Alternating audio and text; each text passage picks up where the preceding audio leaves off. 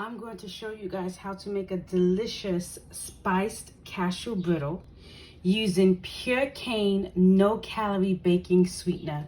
This is made from pure sugar cane. It's gluten-free and keto friendly. Parchment lined sheet, toast your cashews in the oven for 10 minutes. 1 stick of butter, half a cup of honey, 1 cup of pure cane sugar. Add in 1/4 cup of water and let it continue to boil. 1 teaspoon of cayenne pepper, a half a teaspoon of baking soda. It's gonna bubble. There it goes. You're gonna get this beautiful brown color. That's perfect. Pour your mixture on top of the cashews and you're gonna leave that and let that sit for a couple of hours.